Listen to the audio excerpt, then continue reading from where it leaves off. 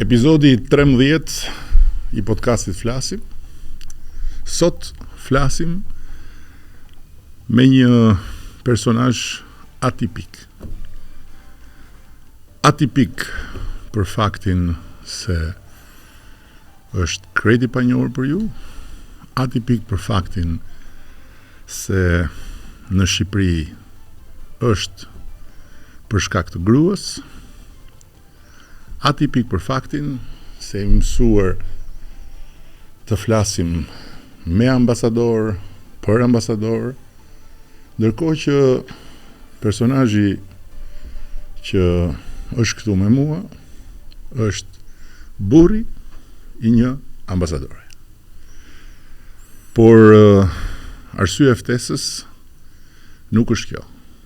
Arsyeja e ftesës është sepse bashkëvuajtës I ambasadores suedeze, e cila e përfundoi misionin e vet në Shqipëri dhe tani së bashku me burrin po bëjnë valixhet, është një shkrimtar, një njeri I kulturës, një njohës I thellë I letrave dhe një autor I cili gjatë qëndrimit tu ka shkruar edhe poezi që janë të inspiruara nga Shqipëria. Ky është Christof Landor. Christof, welcome. I just introduced you as an atypical guest because first you are here in Albania not because of your choice, but because of your wife. Second, because in Albania, as you know, ambassadors are important. We talk about them, we talk with them, but nobody talks and nobody even thinks about their significant others. And thirdly, because you are not just simply someone making the housekeeping while his wife is at work, but you are a man of literature, culture, an author, and also a deep knowledger of your country's culture and literature, but also broadly, let's say, of the worldwide scene of literature. So welcome, and I'm very, very honored and humbled to have you here. No, those feelings are on. And to start with, how it feels to leave this country. You know, I pride myself of never looking back. I pride myself of being absolutely non-nostalgic and never sentimental. I pride myself of living in the now. But to be quite honest, I can tell you that this is the first country we leave that I already now know that I'm going to miss. Wow. Yeah, well. Before asking you why. That partly is because I'm older now and more honest with myself. Because, but also partly because. Before asking you why you think so, I want to ask you to elaborate a bit on non-sentimental. Because if I would have the stereotype of a Nordic, I would say, okay, they are cold people.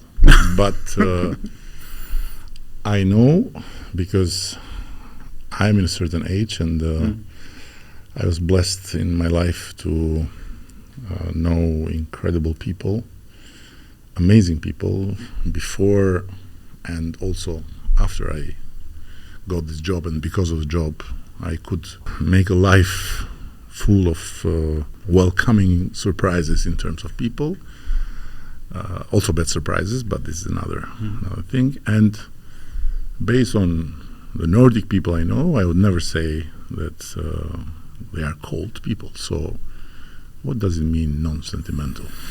It means not dwelling on what has been, or what could have been, or what should have been, but concentrating on what actually is, I guess. It's something I have partly developed as an ideal, as through the little Buddhism I've tried to practice through life, but it's also in my nature, I think. I just don't look back so much. I think it's more interesting to be. Is it fair to say that when one contemplates the Swedish, let's say, cinema, which is what I know the most, because Swedish literature I'm a clear ignorant, but Swedish cinema especially, but also Swedish art somehow, there is a deep sentimentality about what has been, about what has passed, about the very notion of time that is like extended and stretched beyond any capacity for Mediterranean people or Latinos to just cope with it, like living every breath and like suffering from every breath that is going away. Is it fair to say, or you don't think so?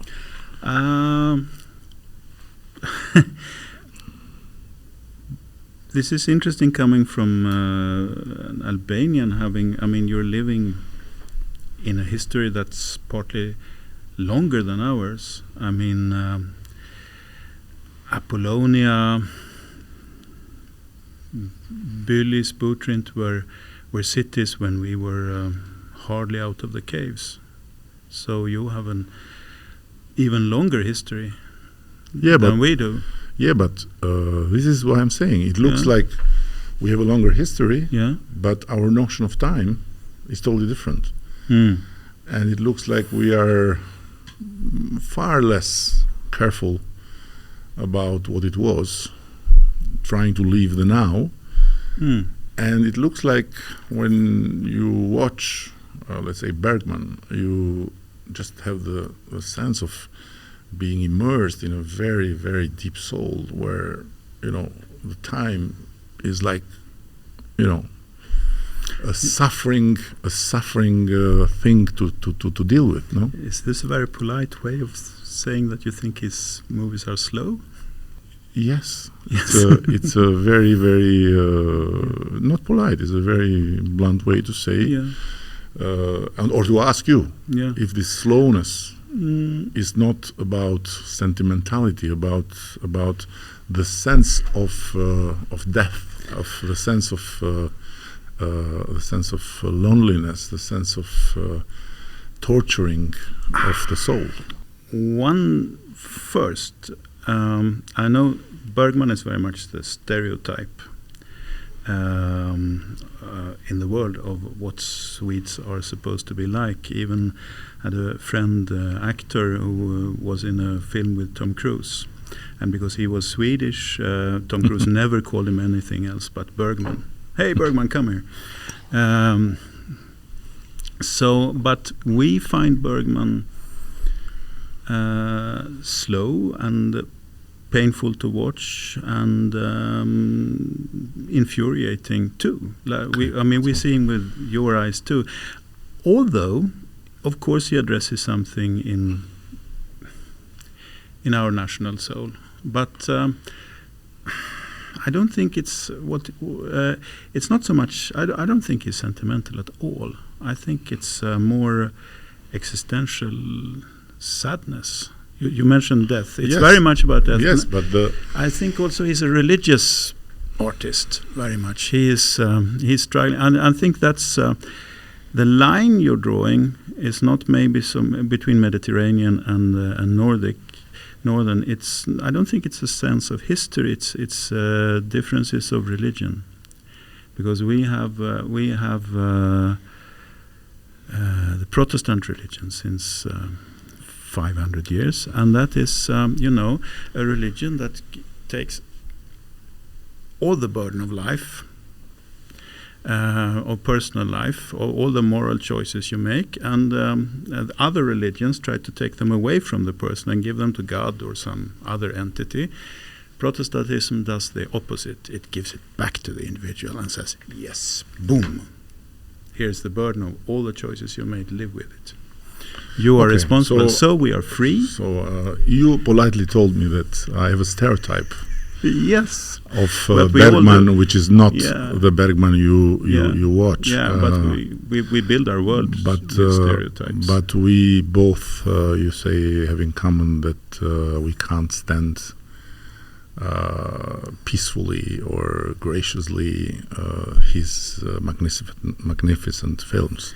Well, let's go back to the more trivial questions then, because Bergman it's a big risk to keep us here for days. He kept the whole of Sweden in 50 years. I told you a story that when Rudy Giuliani tried to impose rule of law in New York, and a friend of mine was caught in some wrong parking for the third time. He was used to pay, and then they said, no, you are doing this for the third time, so you have to come to the police station. And he went to the police station, and then they put him in a dark box in a dark room and watching Bergman with no audio.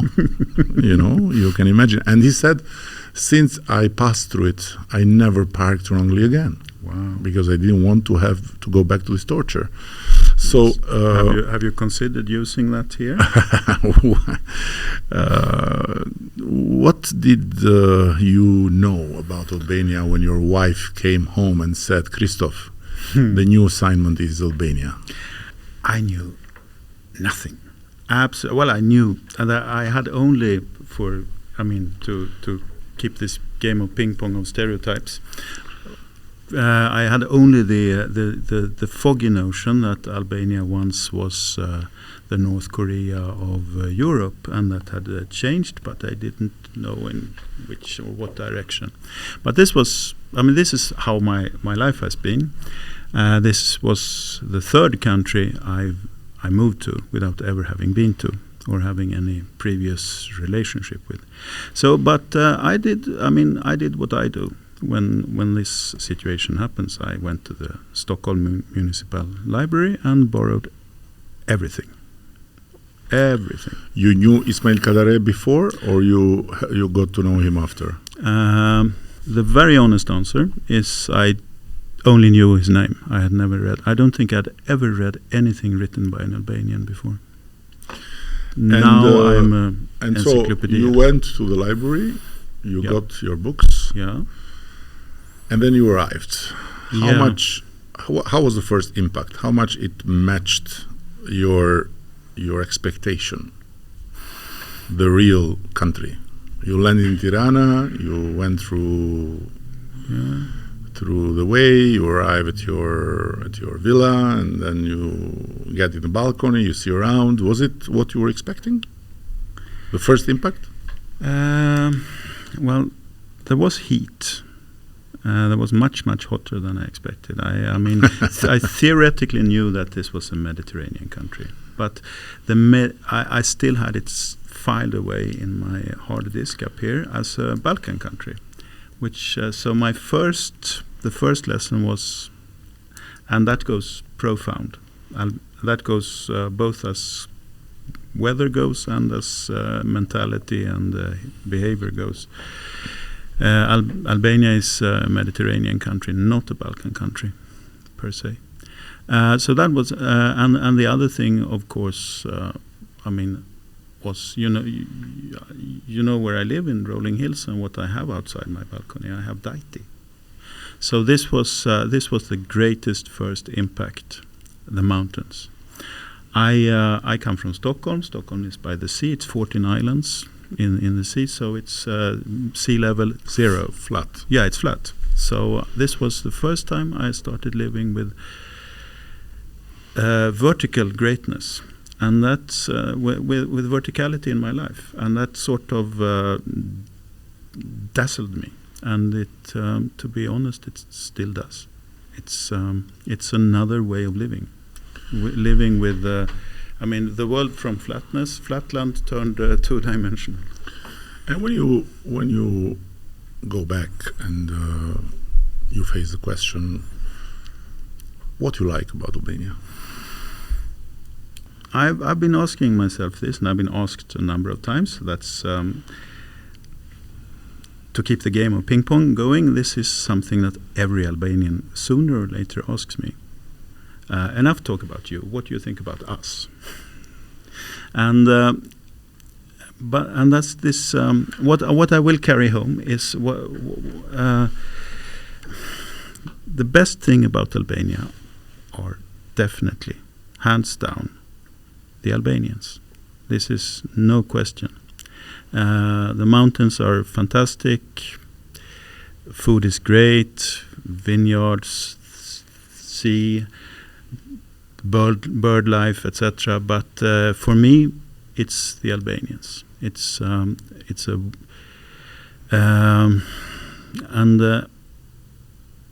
this always very often surprises Albanians. You are a warm-hearted people. You are a fun-loving people. You are clever. You like to have fun. And you're fun to be with. And it's as simple as that. And for a slow flowing rather than free flowing northern Bergman type, it's liberating to be here. Actually, we've had a lot of fun. So, if you would have had any power on the decision of the foreign ministry, you would have extended your wife's stay in Albania? That is another question, isn't it? It's not a question, but no, because there's it's the nature of the job. No, I know the nature of the job. Yeah. Just the question is for me personally. Personally, for you. Well, yes and no, because there's. This is also something I've learned over time, that things are not always being better by being prolonged. If you can't prolong them forever, it's you have to carry. You can carry one memory.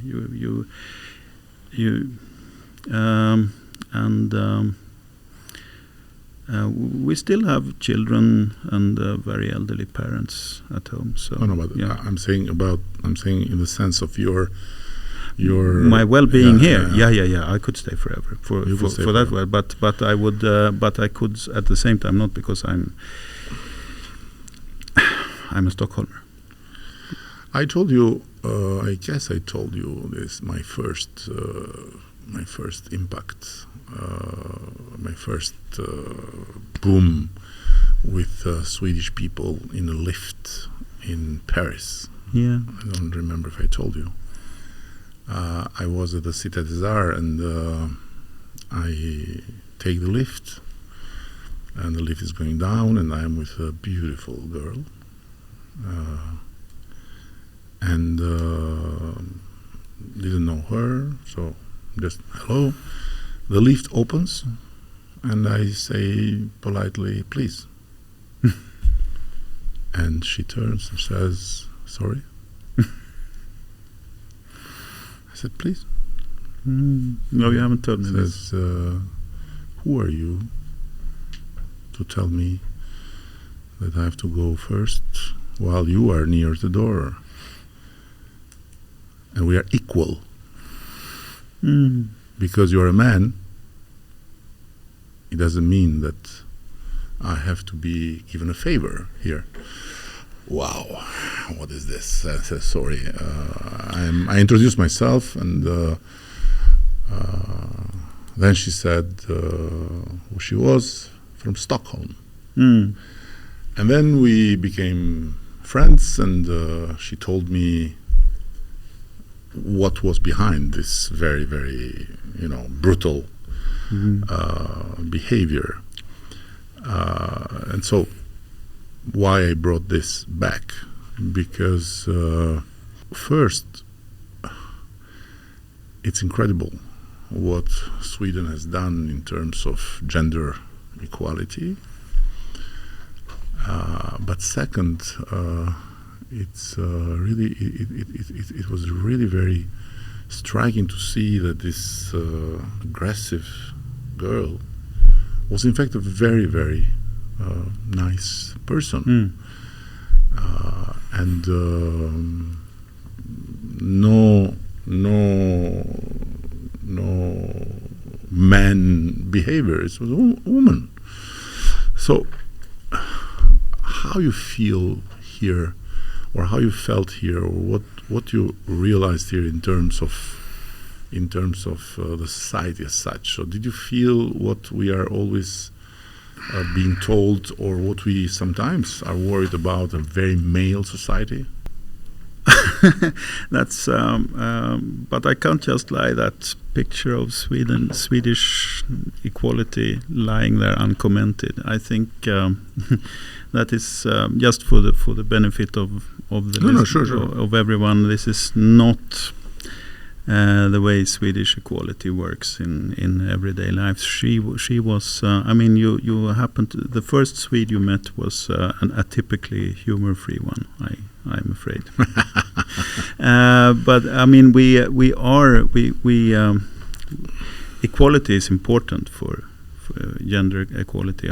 All kinds of equality are important for Sweden. But so it's normal to say please to women, and they would follow. Actually, most people are capable of distinguishing between politeness and how that is a system of small currency that makes life easier and more agreeable for both of us. It's like, banished flirting. I mean, you have to. I mean, this is a game that the sexes are doing since the dawn of time. It's like the colors of birds and animals are different between.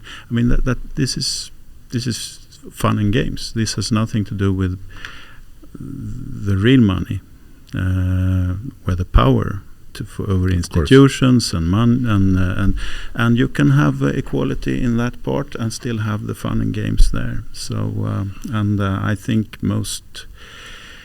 I don't know, because feminism is it changes like all isms every 3 minutes. So I don't know what the current agenda is, but for me, equality and can be achieved, and you still take out the chairs of your lady. But how you came to this as a society? Because in a certain way, Sweden and maybe all the Nordic countries were kind of avant-garde in that, no? In the European context. So, from where it comes from? Because I would connect there with filmography. So, watching the Vikings film, you see this, women and men fighting like equal. So it's something coming from very far, or something that came in a certain moment in the political life of the modern Sweden, this obsession about gender equality? No, I think your perception of the Vikings is correct. I think if you look back, if you read the Icelandic the Viking sagas, there's a higher level of equality in those societies than in any other society, contemporary society. And it's also because of our weather conditions and the relative, we were a relatively scarce population spread out over an enormous and very hostile environment. So all hands on deck, everyone was needed. So that's part of the roots, but the other parts are, a long political struggle. I mean, it didn't come for nothing. It was, it's still partly in the making.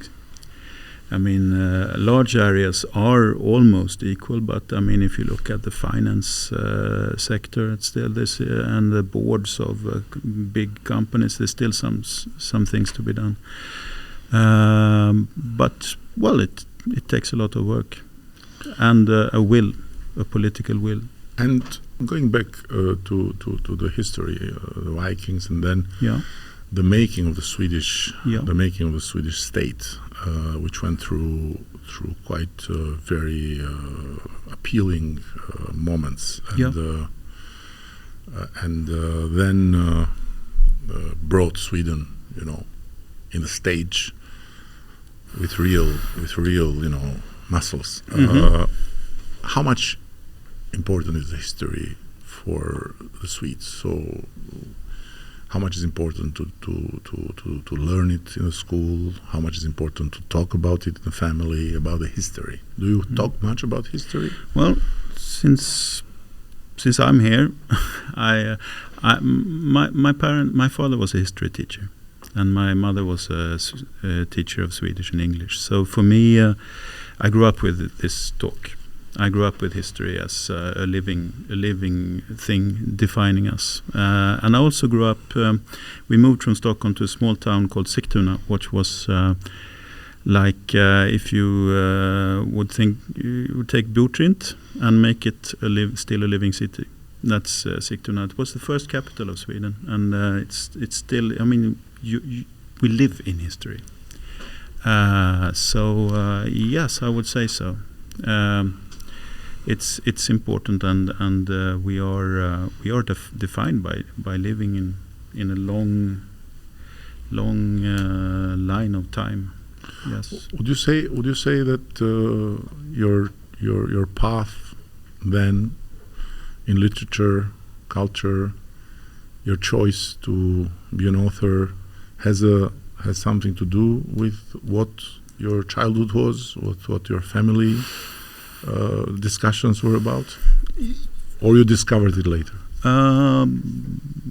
Well, everyone wants to be, a discoverer and finding out a Columbus of your own. But truth is, I have my theory of how things work from film, The Silence of the Lambs. The Hannibal Lecter, the killer, saying to Agent Starling, "We covet what we see."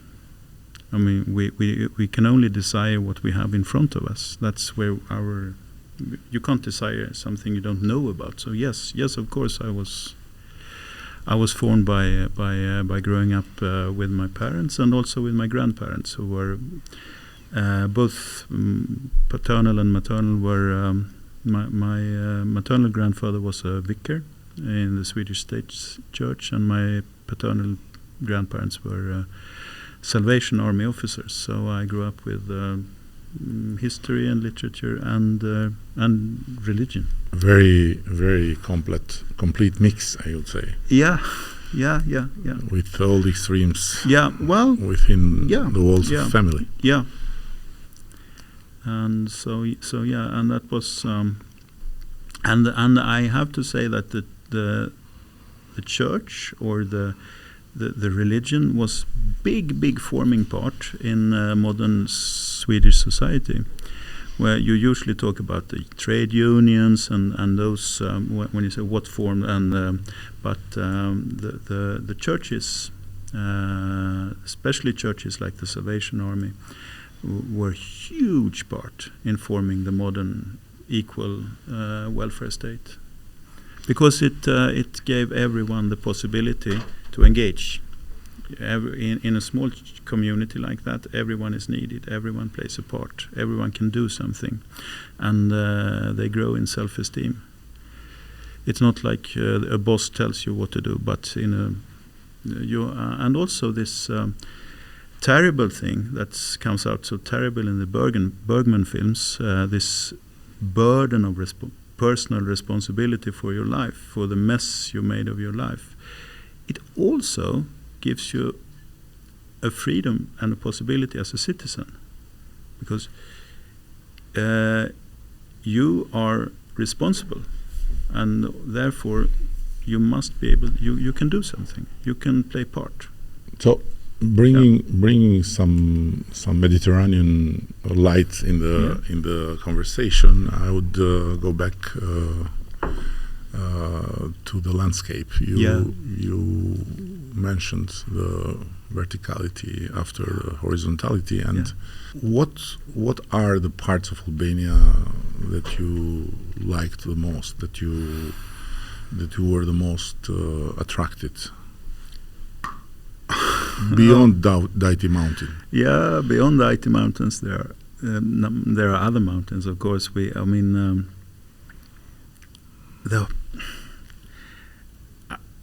I come from a country of old mountains that are rounded and grey and like this. Yes. I mean, Albania is just happening.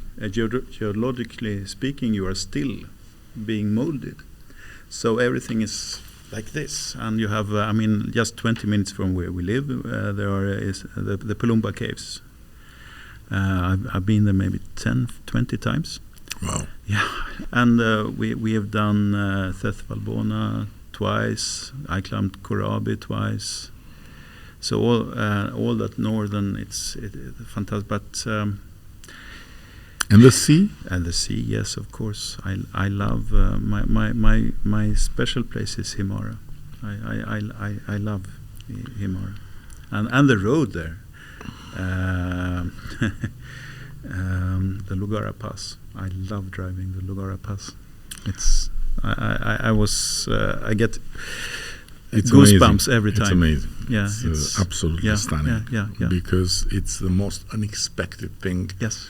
That comes after you go up and up and up, and that suddenly you have this incredible, But also the river landscape is like telling you fly. Yes, exactly, and it's very. You have to keep. No, I'm not. I'm a driver. And without wanting to intrude, but would be great if you can share here with whomever follows us now one of your poems. Oh, yes. Because I was very, very impressed when you told me that what you do is that every morning you walk and run and walk and run, and you write with your mind. Yeah. And then you come home and then you write with your hands what you have already written in your mind, right? Yeah, that's about the process. It's very slow, but it's also very physical. And in the terrain of Albania, this should be really the best for you, because it's up and down, up and down. It's not like in Stockholm, walking flat. No. So can you share a poem with us? Yes, please. I'd love to. In English? If you have it in Albanian. But I can't read in Albanian. You can't read it. No, so I'm sorry. We can do the other way around. Yeah. You give me you read it in Swedish. I read it in Albanian. Okay. Yeah. So since you put it like that,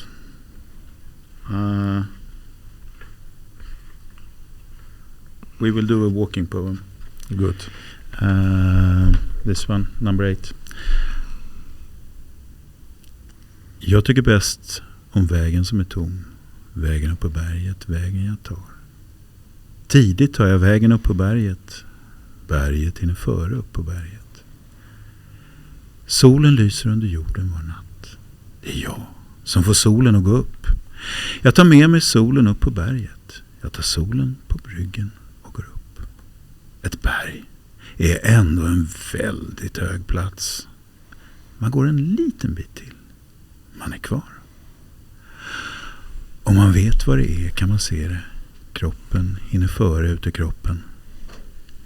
Vem lämnar man kvar när man lämnar sig själv?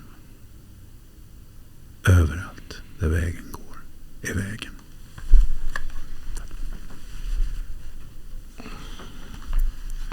Now I'll read with the apology that I can't be so musical, but I'll try. Udha e shkret më tërheq më shumë, udha për pjet malit, ajo që marr unë. herët mëngjes nisën përpjet, mali më kalon dhe ngjitet I pari. Çdo natë dielli ndriçon nën tokë, jam unë ai që e nxjerr sa ndemi.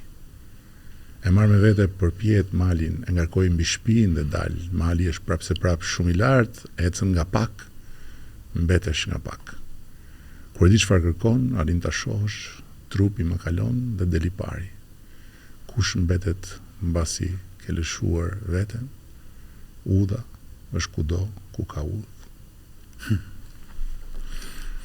I hope it makes sense for our followers. I think it does. I must just add that was the translation of the remarkable Entela Tabaco. It's it's good. It's very good. So to keep going a bit with books, Nobel Prize and Ibrahimovic are the two things that connect the very common idea of Sweden about whole people. I guess that there are very few that don't know that Nobel Prize and Sweden are the same thing.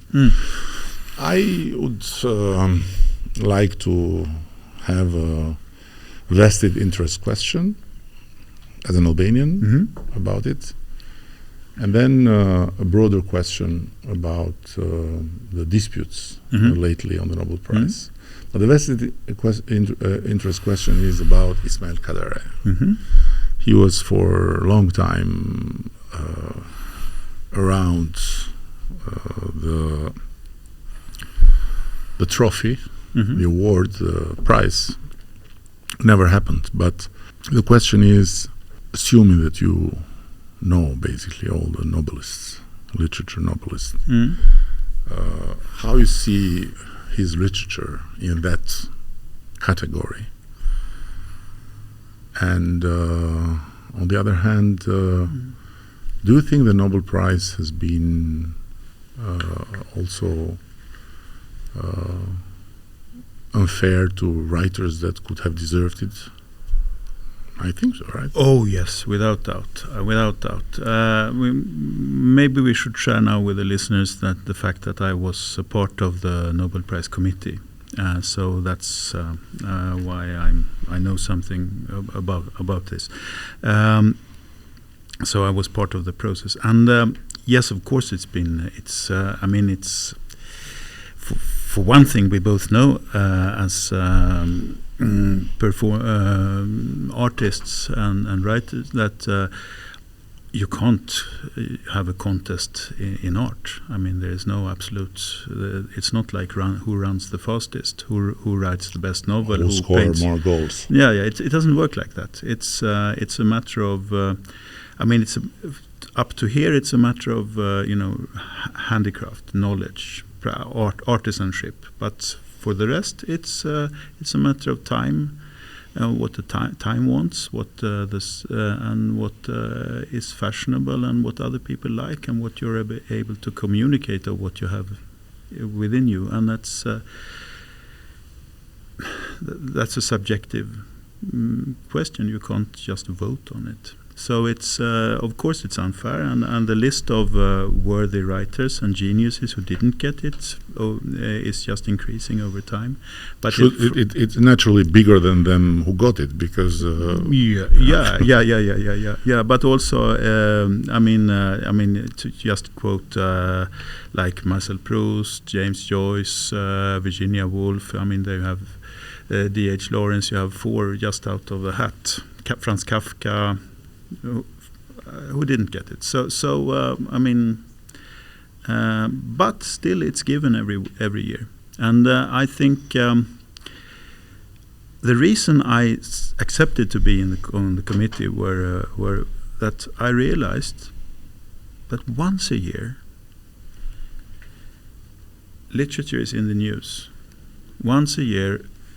All the television channels take their equipment and goes into a bookstore and asks people, what do you think about this writer? And so once a year the world cares, and the Nobel Prize was being threatened by the previous scandals in Swedish Academy and etc. and so forth. So this was a chance to redemption, and they asked me to be part of that committee, and I thought, okay, let's do it. And also a little bit of curiosity, because this, I mean, all my life the Nobel Prize has been a big thing, and this was a chance to, you know, You see it from inside. get behind the scenes, Yes. where everyone wants to be. Yes. Yeah, behind the stage. Yeah. And it was an interesting place. But back to do I consider Ismail Kadare to be among the worthy? Yes, without doubt. It's an extremely important authorship.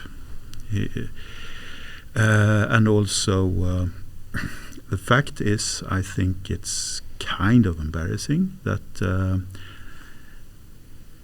this language hasn't had a Nobel Prize yet. I think if I would have been God, the God of literature, I would have come down from my cloud in like the, I don't know, the 60s, maybe 50s, and given it to Lascaux Sporadets. Yeah, another amazing guy. For me, he's the little I know of your wonderful and difficult language. He's the king of Albanian language. Amazing. Yes, but Kadare, yes, without doubt. But it didn't happen when it should have happened, and I don't know why, because I wasn't there then, and it should have happened. The logical moment to give Kadare the prize, of course, would have been in 1991, when it was. It would have mattered the most to the whole country and the development of the country to have that being the focus of the world like that.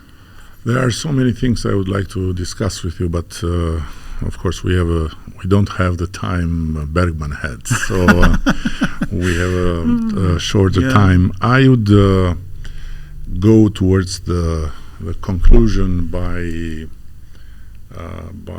going back again to where we are. Yeah. And this is a question that I don't take politeness as an answer. Okay. What you dislike most about Albania? Okay. Well, that's a hard one to answer politely. No, politely you can say I like everything. I try to be polite. I think I can give a polite and honest answer. I think what I dislike the most about Albania, I said before that you are a warm-hearted people and that you are friendly and easy to be with.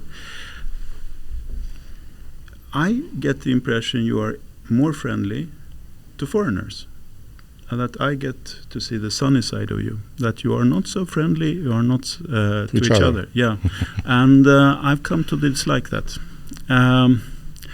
I also think that the biggest problem in the Albanian society right now,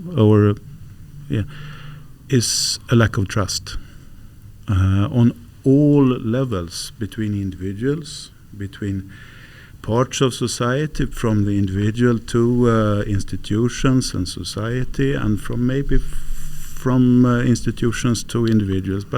And you can see that in everyday life, in traffic, where people trust themselves. I am a good driver. I have right of way, but they don't trust the rules so much. The rules are just there for. This is, I think, a big impediment, and I think lack of trust. Yeah, that's the biggest thing I don't like. And the second biggest thing is, of course, the carelessness with the environment in small scale, like trash, and also in a little bigger scale. Those are the Yeah, I would correct you only the first point, because I think that we are good not only to the foreigners, but we are good to the guests in general. So the guests being foreigners, of course, is like duty that we carry from our history to take care. Yeah. But also the guests that we invite, we are good to them, and so it's very, very much in our DNA. But otherwise, I fully agree with you that we are not really very much, aligned with Jesus. We are much more aligned with St. Thomas. If we don't touch, we don't believe.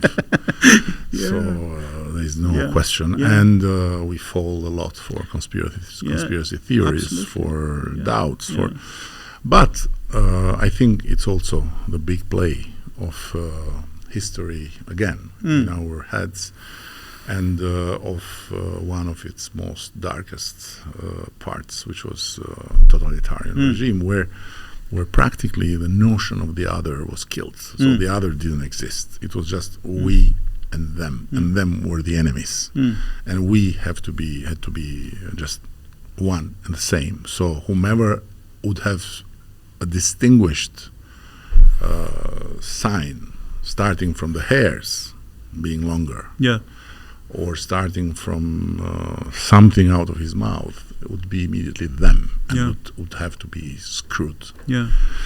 But yes, the environment is another story, which has again to do with our tradition, because we are very good at home. I think Albanians are very, very much, in general, people that care a lot about the home, to be clean, to be good, to be.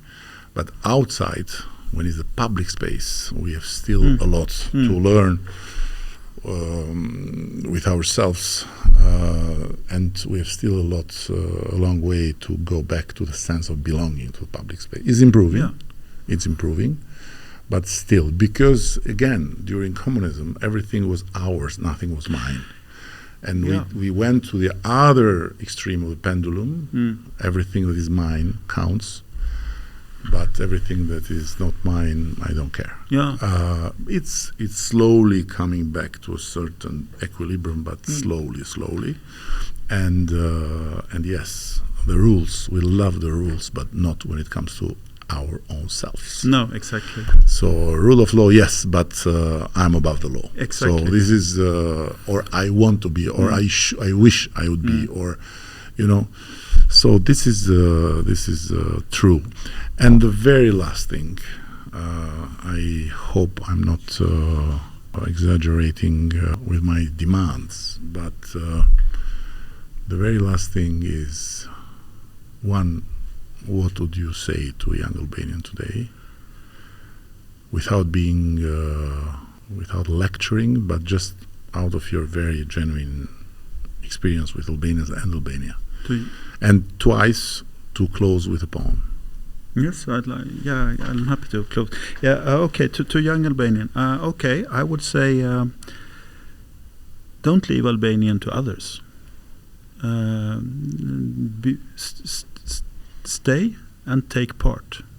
Take part on a small level, on a big level. Be part of to build this country. Take part in civil society.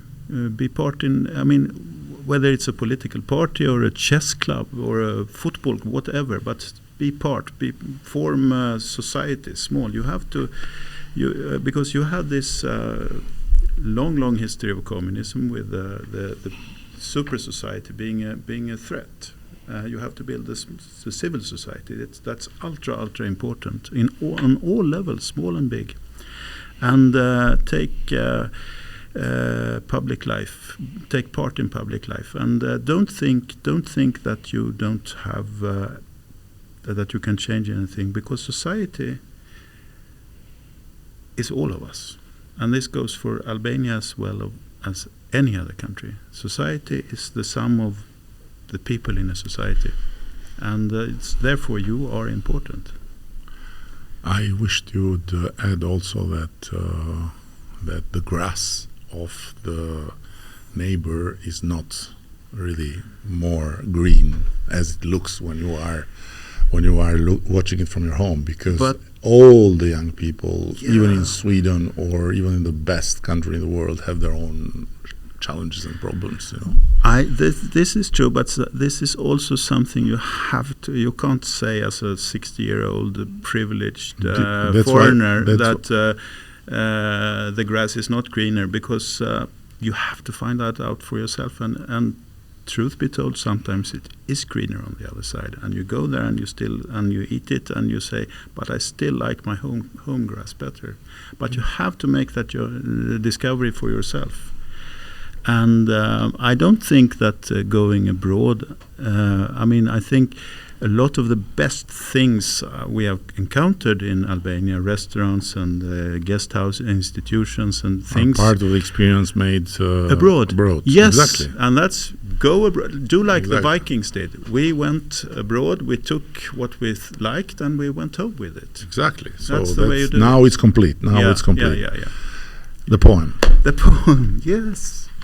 It's your last, this was your first talking to Albanians, and this is your last word to Albania.